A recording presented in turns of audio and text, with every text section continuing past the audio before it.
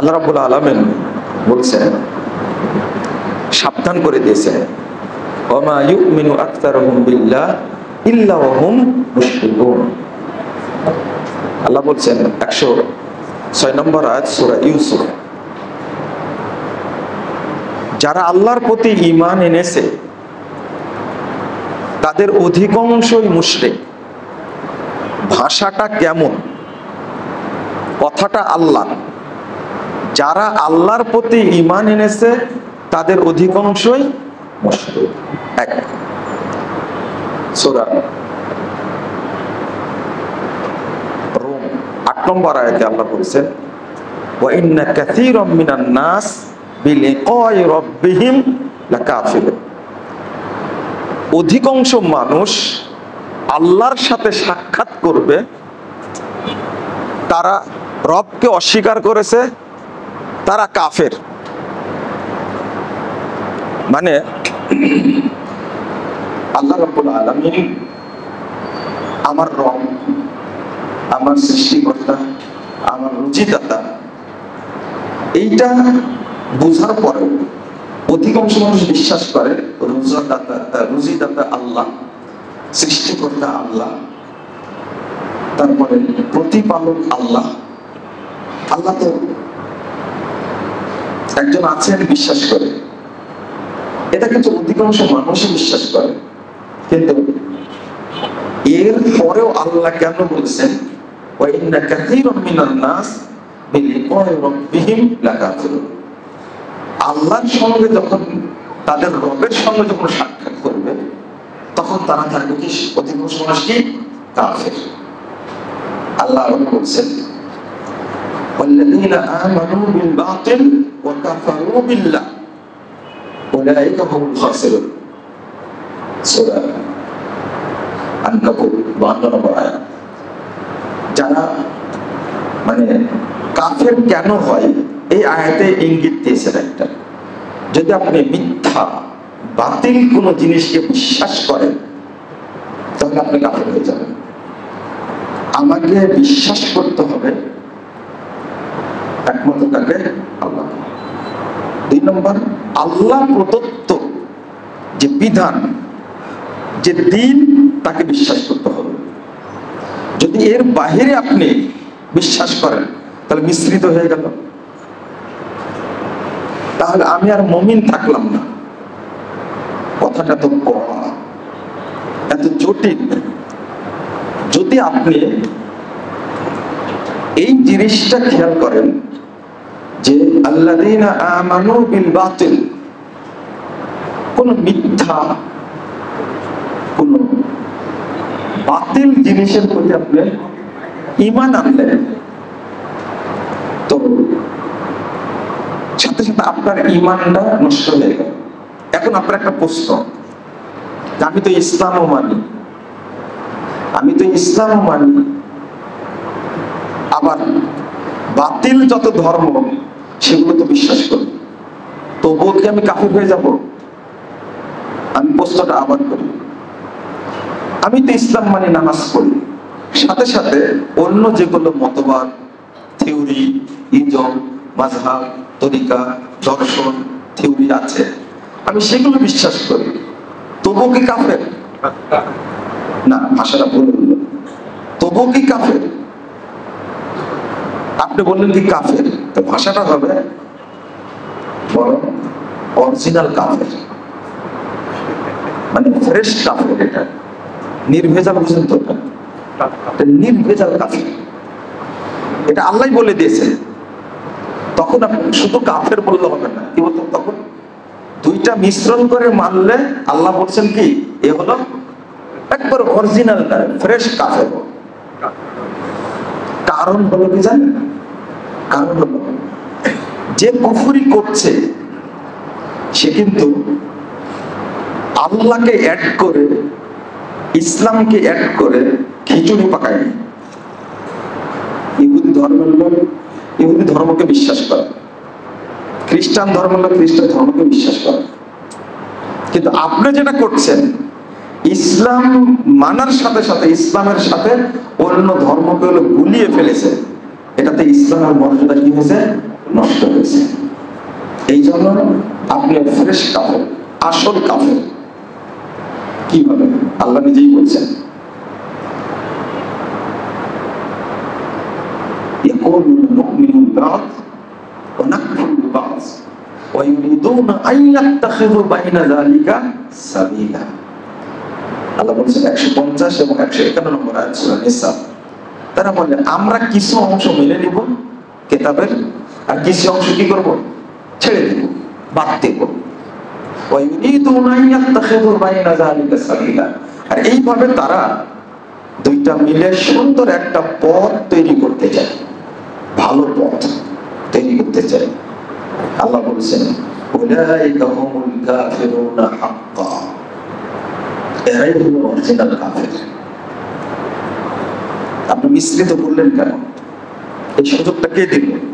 আল্লাহ না বলে দিয়েছেন সূরা আল ইমরান 19 নম্বর আয়াত, ইন্নাদ দীনা ইনদাল্লাহিল ইসলাম। আল্লাহ বলে দিয়েছেন ওয়া ইয়াবতাগি গায়রাল ইসলামি দীনা ফালাই ইউকবালা মিনহু ওয়া হুয়া ফিল আখিরাতি মিনাল খাসিরিন। সূরা আল ইমরান 85 নম্বর আয়াত। আল্লাহ বলছেন সূরা সফ 9 নম্বর আয়াত। তিন জায়গায় এই আয়াতটা এসেছে, ওয়াল্লাযী আরসালা রাসূলাহু বিল হুদা ওয়া দীনিল হক লিইয়ুযহিরা আলা দ্বীনি কুল্লি। আল্লাহ রাসূলকে পাঠিয়েছেন কেন? হক দিয়ে, কিতাব দিয়ে পাঠিয়েছেন কেন? লিইয়ুযহিরা আলা দ্বীনি কুল্লি। যত দিন প্রচলিত আছে, যত ধর্ম প্রচলিত আছে, সবগুলোকে বাতিল করে ইসলামকে বিজয় করার জন্য। তাহলে দুইটাকে মিলালেন কেন? একটা বিষয় এখানে, আমরা তাওহীদটাকে শুধু আল্লাহর ক্ষেত্রে খাস করি, কিন্তু আরেকটু বুঝতে হবে, সেটা হলো আল্লাহকে যেমন রব হিসাবে মানি, তেমনি তাওহীদ ফিদ্দীন, দ্বীনের ক্ষেত্রে তাওহীদটা কি? দ্বীনের ক্ষেত্রে তাওহীদটা কি? দ্বীনের ক্ষেত্রে তাওহীদ হলো সমস্ত দ্বীনকে বাতিল করে দিয়ে শুধু ইসলামকে মেনে নেওয়া। এটা দ্বীনের ক্ষেত্রে কি? তাওহীদ। আর একটা হলো তাওহীদ ফির রিসালা। রিসালাতের ক্ষেত্রে তাওহীদটা কি? আল্লাহ বহু রিসালা নাজিল করেছেন, বহু রিসালা নাজিল করেছেন। যখন নাজিল হয়ে গেল কোরআন এবং সুন্নাহ, তখন সবগুলো কি হয়ে গেল? বাতিল হয়ে গেল। এটাই হলো তাওহীদ ফির রিসালা। রিসালাতের ক্ষেত্রে তাওহীদ হলো শুধু আপনি কোরআন এবং সুন্নাহ মানবেন, আর কোন সংবিধান মানতে পারবেন না। এইটা যদি কোনো মুসলিম ব্যক্তি বিশ্বাস করত, আপনি যখনই তাওহীদ ফিল্লাহ, আল্লাহর ক্ষেত্রে তাওহীদ, শুধু আল্লাহকেই মানবেন, এর সাথে যদি কোনো কিছুকে মানেন, তাহলে আপনি তাগুতকে মেনে নিলেন, তাহলে আপনি ভাই কাফের হলেন, মুশরিক হলেন। 2 নম্বর তাওহীদ ফিদ্দীন, দ্বীনের ক্ষেত্রে একটাকে মানতেন, ইসলামকে, আর যখনই ইসলামের সাথে অন্য কিছু যোগ করলেন, তাহলে আপনি তাগুতকে যোগ করে নিলেন। অনুভাবে আত-তাওহীদ ফির রিসালা, রিসালাতের ক্ষেত্রে তাওহীদ হলো আমি শুধু কোরআন এবং সুন্নাহই মানব, আর অন্য কোন নিয়ম, সংবিধান, অন্য কোন মূলনীতি আমি মানব না, বরং অস্বীকার করব। আল্লাহ বলছেন ومن يدع مع الله إلها آخر لا برهان له به فإنما حسابه عند ربه إنه لا يفلح الكافرون। 17 নম্বর আয়াত সূরা মুমিনুন। আল্লাহ বলছেন যে ব্যক্তি আল্লাহর সাথে অন্য ইলাহকে আহ্বান করবে, তার কোনো দলিল নেই, প্রমাণ নেই। মানে যখনই আপনি অন্য কোনো কিছুকে অ্যাড করলেন, সম্পৃক্ত করলেন, সাথে সাথে আপনার ঈমান বাতিল হয়ে গেল। আজকে এরপরটা কি? এখানে আল্লাহ সরাসরি কাফের বলছেন, সরাসরি কাফের বলছেন। এই কাফেররা কখনো সফলকাম হতে পারবে না। আমরা এই জায়গায় ধরা খেয়ে গেছি যে আমরা মিশ্রণ করে থাকি। আল্লাহ বলছেন 42 নম্বর আয়াত সূরা বাকারা, ওয়ালা তালবিসুল হক বিল বাতিল, তোমরা হককে বাতিলের সাথে মিশ্রিত করো না। কত যে দলিল দিয়েছেন। তিরমিজির হাদিস, রাসূল সাল্লাল্লাহু আলাইহি ওয়াসাল্লাম বলেছেন, 2219 নম্বর হাদিস, লা তাকুমুস সাআহ হাত্তা তালহাকা কবাইলু মিন উম্মতি বিল মুশরিকিন। কিয়ামত ততদিন হবে না যতদিন আমার উম্মতের বহু দল মুশরিক না হয়ে যাবে, মুশরিকের সাথে মিলে না যাবে। ও হাত্তা ইয়াবুদুল আওসান, এবং যতক্ষণ মূর্তি পূজা না করবে ততক্ষণ কিয়ামত অনুষ্ঠিত হবে না আমার উম্মতের। তাই এই হাদিসটা কোথায় রাখবেন? আরেকটা আয়াত বলি, আরেকটা হাদিস মওকুফ এসেছে, ইয়াতি আলান নাস জামান, মানুষের সামনে একটা যুগ আসবে, একটা সময় আসবে, ইয়াসতামিউন ওয়া ইউসাল্লুনা ফিল মাসাজিদ, এমন একটা সময় আসবে মানুষ দলে দলে মসজিদে যাবে এবং তারা সালাত আদায় করবে। সব মসজিদ আজকে জুমার দিন দেখবেন যান ভর্তি, কোন জায়গা ফাঁকা নেই। ইয়াসতামিউন ওয়া ইউসাল্লুনা ফিল মাসাজিদ, সব মসজিদ ভর্তি। আর রাসূল বলেছেন, ওয়া লাইসা ফীহি মুমিন, কিন্তু কোন মসজিদে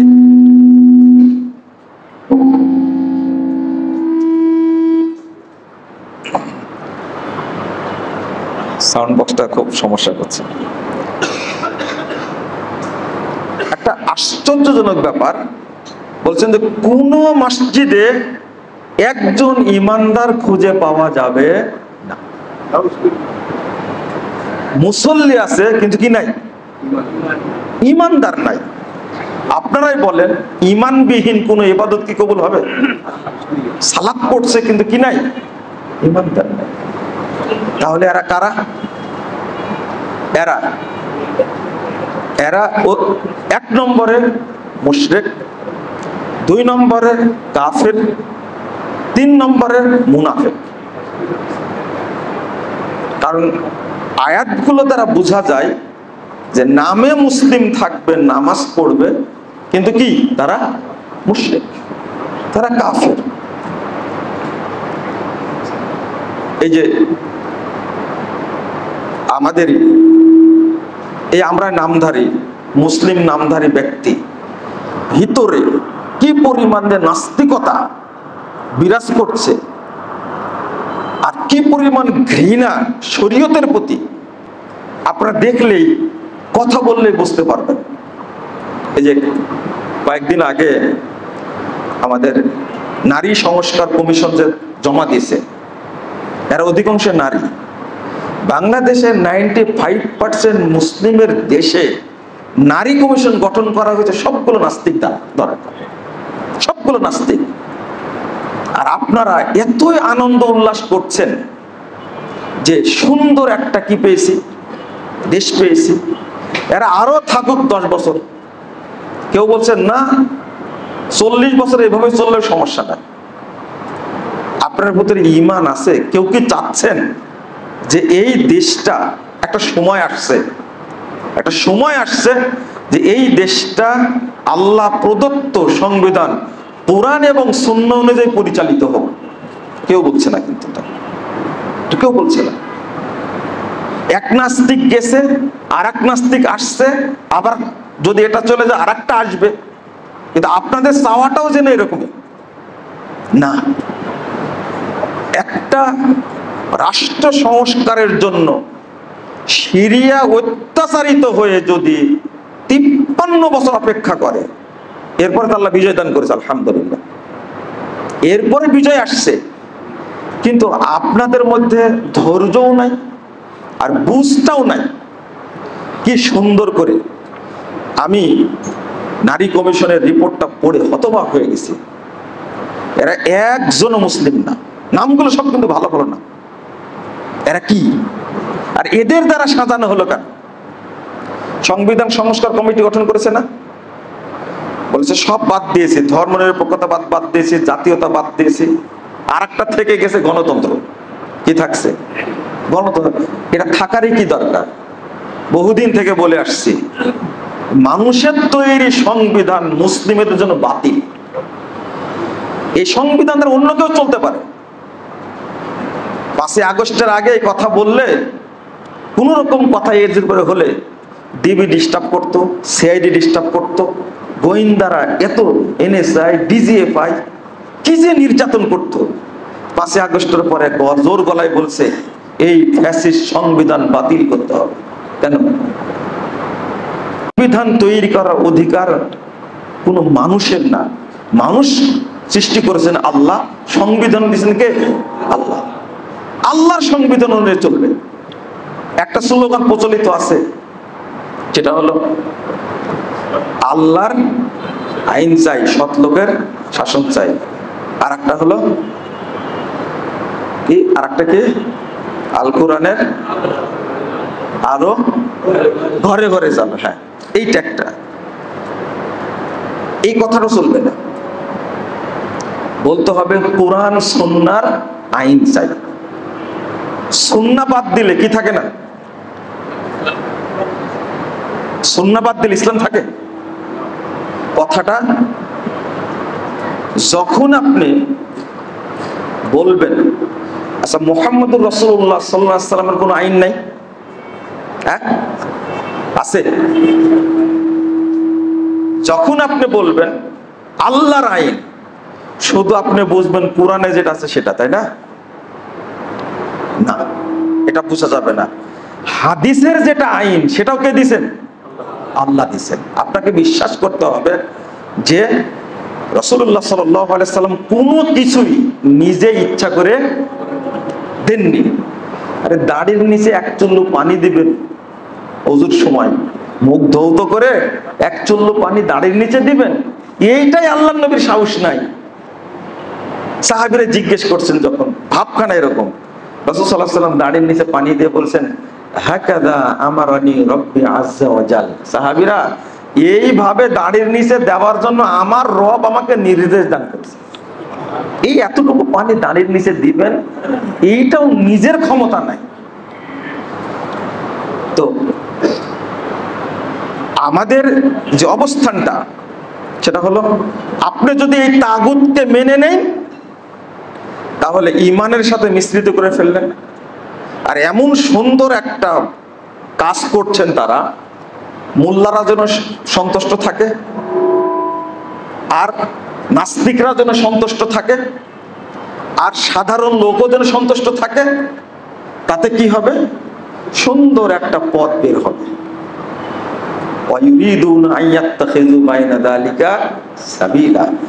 এটা সব মিলে সুন্দর একটা পথ তৈরি করব।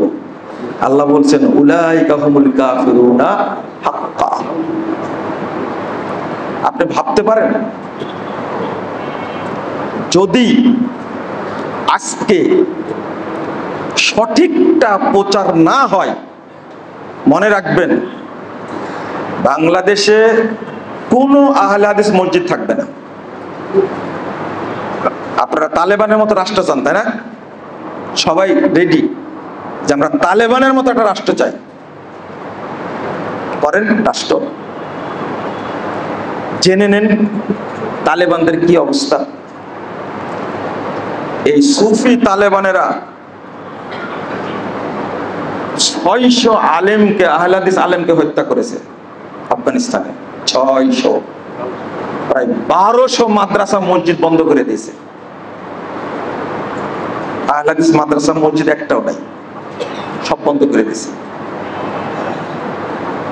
আর এখানে ক্ষমতা আমরা পাইনি, তাই আহলে হাদিস মসজিদের উপরে যেভাবে কি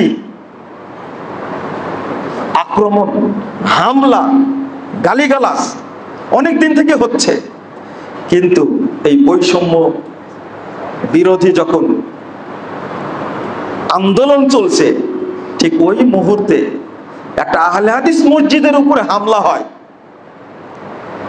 তাহলে আমরা কি আইন প্রণয়ন করব? আমরা কি স্বাধীনতা দেব? আমরা কি শান্তি দেব? বাটা শোরুমে হামলা হয়েছে, হয়নি? কেএফসিতে হামলা হয়েছে, আমার রিপোর্ট দেখা পর্যন্ত প্রায় 80 জন লোককে গ্রেফতার করেছে। কিন্তু ব্রাহ্মণবাড়িয়া মসজিদে এইভাবে হামলা হলো, একজন গ্রেফতার হয়েছে? একজন গ্রেফতার হয়নি। একজন আমাকে প্রশ্ন করেছে যে এই আলেম উলামা যাদেরকে দেখা যায় সব বিষয়ে কথা বলে, কিন্তু আহলে হাদিস মসজিদে হামলা হলো সে বিষয়ে কথা বলে না কেন? আমি বললাম এরা সব তালাক প্রাপ্ত মহিলাকে হিল্লা করার জন্য ব্যস্ত আছে। যেটা কি বললেন? আমার কথা এইরকম। ওরা তো বলতে পারতো আহলে হাদিস মসজিদে হামলা করা যাবে না। আপনি আমাকে এই সবক শিখাচ্ছেন কেন? কতদিন থেকে বলে আসি এরা আহলে হাদিস মসজিদ চাই না। এই রিপোর্টটা সবাই জানে, কিন্তু অ্যাকশনে কেউ যায়নি। কিন্তু তারা এই দেশ থেকে যাবে কোথায়? ফিলিস্তিনে যাবে না। ফিলিস্তিনে বাইতুল আকসা কি করার জন্য যাবে? রক্ষা করার জন্য যাবে। আমি বললাম যে ফিলিস্তিনে যে আরো মুসলমান আছে তারা কি করছে খোঁজ নেন একটু। গাজা হামলা করে শেষ করে দিচ্ছে, আর আপনি বাংলাদেশে ওই ইহুদিদের স্টাইলে, ইসরায়েলের স্টাইলে আপনি মসজিদ ভেঙে দিচ্ছেন, আবার বলছেন ফিলিস্তিনে যাব। এটা কি মুনাফিকি না? যদি কথা স্পষ্ট বলে তো তিতো হয়ে যায়, অনেক কথা তিতো হয়ে যায়, আপনারা লোড নিতে পারেন না। এই বাংলাদেশে জামাত ইসলামের বহু নেতাকে ফাঁসি দিল না? তাবলীগের একটা বিশাল গ্রুপ আছে না বাংলাদেশে, এরা কিছু বলেছে? হেফাজতের বিশাল গ্রুপ আছে, কিছু বলেছে? আপনি ফিলিস্তিনে যেতে চান কি করে? বুঝেননি? আমরা তো আক্ষেপ করেছি, আমরা তো ইন্না লিল্লাহ পড়েছি, বুঝেননি কথা? কিন্তু উল্লাস করিনি। মুফতি শফি মারা গেল, বেরলবিরা কি বললো? একটা কুত্তা মারা গেছে। তাহলে এই বাংলাদেশে যদি একটা গ্রুপ আর একটা গ্রুপকে কুরবানি করে, আপনার প্রতিবাদ করার সাহস হয় না, আপনি মুখ এটা বসে থাকেন আর মনে করেন লা হাওলা ওয়ালা কুওয়াতা ইল্লা বিল্লাহ। এগুলো সব দোষ হলো ইমানের। কিসের দোষ? সবগুলো ইমানগত দোষ। যারা বলে আহলুল হাদিসরা এরা হলো জারজ সন্তান, কি সন্তান বলে? এদেরকে পয়দা করে গেছে ইহুদিরা। কারা পয়দা করে গেছে? ইহুদিরা। আপনি কি মনে করেন তারা মুসলিম? তাদেরকে মুসলিম মনে করেন আপনি? যারা মসজিদ ভাঙ্গে তাদেরকে যদি মুসলিম মনে করেন, আপনি কি মুসলিম? আপনি কি মুসলিম? প্রশাসন কি করছে দেখার বিষয় নাই, আমি কি করছি সেটা হলো দেখার বিষয়। প্রশাসন করবে না। আমরা ধর্ম উপদেষ্টাকে চিনি, ধর্ম উপদেষ্টা চাইলে ওই হামলা বন্ধ করতে পারে না। হেফাজতের মহাসচিবের বাড়ি হলো ব্রাহ্মণবাড়িয়া, তিনি কি উদ্যোগটা নিয়েছেন? আজ থেকে সমস্যা হচ্ছে এই মসজিদ নিয়ে,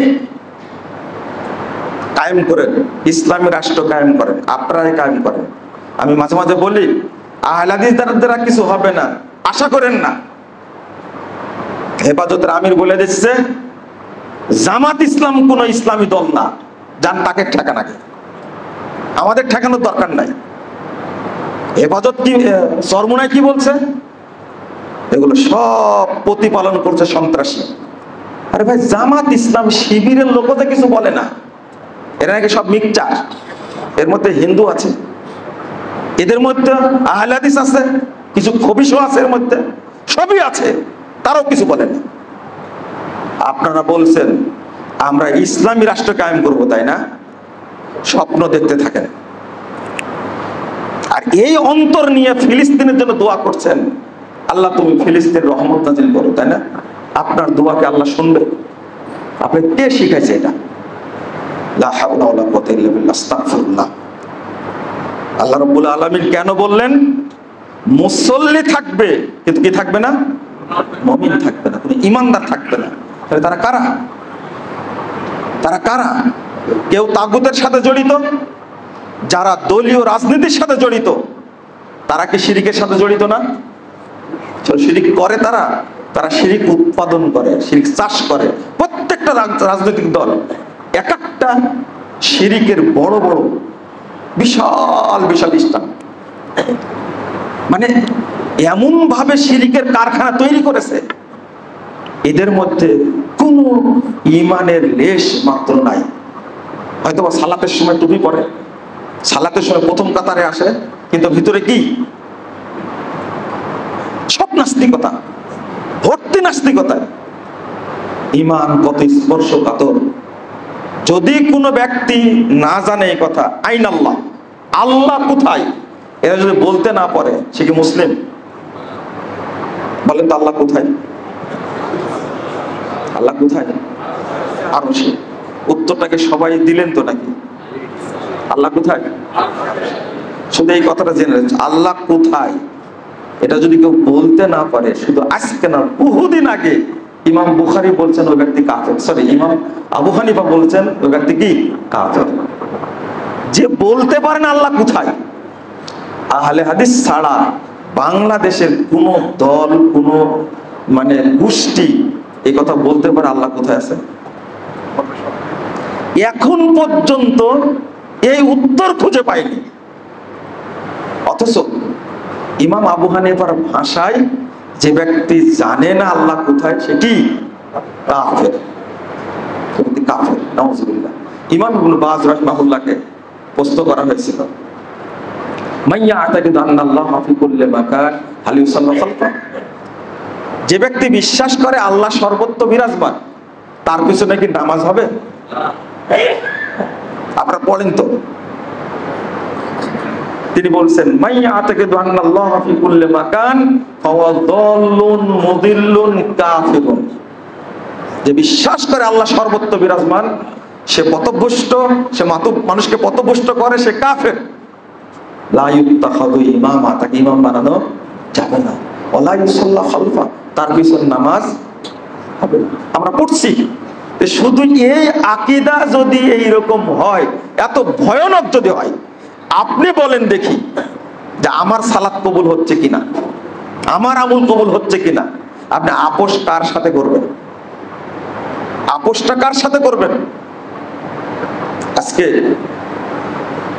ইন্ডিয়ার যে অবস্থা, কাশ্মীরের যে অবস্থা, ফিলিস্তিনের অবস্থা, সিরিয়ার অবস্থা, তাদের অবস্থার জন্য আমরা কিছুই করতে পারি না, অর্থ দিতে পারি না, যেতে পারি না। কিন্তু যারা অর্থ দেয় তাদেরকে গালিগালাজ করছি, তাই না? সবচেয়ে গালি দিচ্ছে কাকে?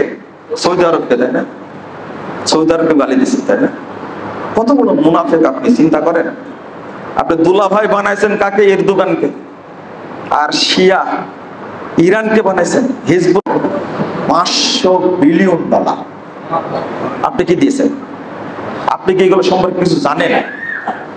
বাংলাদেশের এই খুদ খাওয়া এই মিডিয়া যে মিথ্যাচার করে, সারাক্ষণ এই ইরানের পক্ষে, হিজবুল্লাহর পক্ষে, হুতির পক্ষে, বাশার আল আসাদের পক্ষে গান গায়, অথচ কাউকেই চিনে না। এই হামাসকে 1987 সালে 14 ডিসেম্বর যখন গঠন করে হামাস, তখনই সৌদি আরব হামাসের সদর দপ্তর করে দিয়েছিল দুইটা, একটা রিয়াদে আর একটা হলো জেদ্দাতে। আজকে হামাসকে ভালোবাসে না কেন? হামাস এখন বন্ধু হয়ে গেছে হিজবুল্লাহ, হামাস এখন বন্ধু হয়েছে ইরানের, যে ইরান হারামাইনকে দখল করতে চায়। আপনি বুঝবেন না, এই হামাস হলো ইখওয়ানি, তারা সৌদি বিদ্বেষী। এরপরেও সৌদি চেষ্টা করেছে কিন্তু হয়নি। ফাতাকে লাগান না, হামাসের ইতিহাসও জানি না, ফাতার ইতিহাসও আমরা জানি না, যার কারণে সৌদি আরব গালি দিচ্ছি। কিন্তু খুব কষ্টের বিষয়, এই যে সৌদির প্রিন্সকে জুতা পরায়া, সালমানকে আপনারা পুষ্পতুল্যকে বানায়া যেভাবে ব্যঙ্গ করলেন, 30 লক্ষ বাঙালি থাকে, প্রায় 20,000কে ধরেছে। ভবিষ্যৎ কি হবে আপনি সৌদি আরবের কিছু করতে পারবেন? স্বপ্ন দেখেন আপনি। আমেরিকার সাহস নাই, চীনের সাহস নাই, রাশিয়ার সাহস নাই, আর আপনি কি করবেন সৌদি আরবে? এরা কারা করেছে এগুলো? এরা কারা করেছে? এদের ব্যাপারে কোনো ব্যবস্থা নেয়নি। আপনি তাওহীদের দেশ হিসাবে আপনার হিংসা বেশি। আমি কি বলেছি সৌদি আরবের শাসকরা ফেরেশতা? তারা অপরাধ করে না? আর সেখানে হারাম আইন আছে, সেটা মুসলিম একমাত্র তাওহীদের দেশ হলো সৌদি আরব। ইব্রাহিম আলাইহিস সালামের দেশ সৌদি আরব, মুহাম্মদুর রাসূলুল্লাহ সাল্লাল্লাহু আলাইহি সাল্লামের দেশ সৌদি আরব, নবী ইসমাইলের দেশ সৌদি আরব। সেখানে কাবা আছে, আল্লাহর কত নিদর্শন আছে, তার প্রতি ঈমান আনাটা ফরজ। আর আপনি তার প্রতি এত উৎসাহ আপনার ভিতরে, ভিতরটা আপনার ইবলিস শয়তানের কারখানা, আপনি কিছু বুঝেন না। আল্লাহ আপনাকে হেদায়েত দান করুন। বারাকাল্লাহু ফিকুম ওয়া জাযাকুমুল্লাহ খাইরান। আমরা দোয়া করব ফিলিস্তিনি ভাই বোনদের জন্য, আল্লাহ রাব্বুল আলামিন যেন তাদেরকে মুক্তি দান করেন। ইসরায়েলকে যেন আল্লাহ ধ্বংস করে দেন, ইহুদিদেরকে যেন আল্লাহ ধ্বংস করে দেন। আমিন। দোয়া একদিন কবুল হবে ইনশাআল্লাহ, কবুল হবে ইনশাআল্লাহ। আল-আকসা আমাদেরই থাকবে ইনশাআল্লাহ। ফিলিস্তিন মুসলিমদের রাষ্ট্র, মুসলিমদেরই থাকবে। এখান থেকে ইহুদিরা বিতাড়িত হবে ইনশাআল্লাহ। আমরা দোয়া করব ইনশাআল্লাহ, আল্লাহ একদিন কবুল করবেন। আল্লাহ যেন কবুল করেন, আল্লাহ যেন সকল মুসলিমকে হেফাজত করেন। ধৈর্য ধারণ করার জন্য বলছি ইন্ডিয়ার মুসলিম ভাইদেরকে, ধৈর্য ধারণ করুন। এই মোদি একদিন ধ্বংস হবে ইনশাআল্লাহ, বিজেপি একদিন ধ্বংস হবে, এটা টিকতে পারবে না ইনশাআল্লাহ। কাশ্মীর একদিন বিজিত হবে ইনশাআল্লাহ। এই ঈমানের উপরে কথা বলার মূল কারণ হলো আমার ঈমানটা পরিষ্কার না থাকলে আমার দোয়া আল্লাহ কবুল করবে না।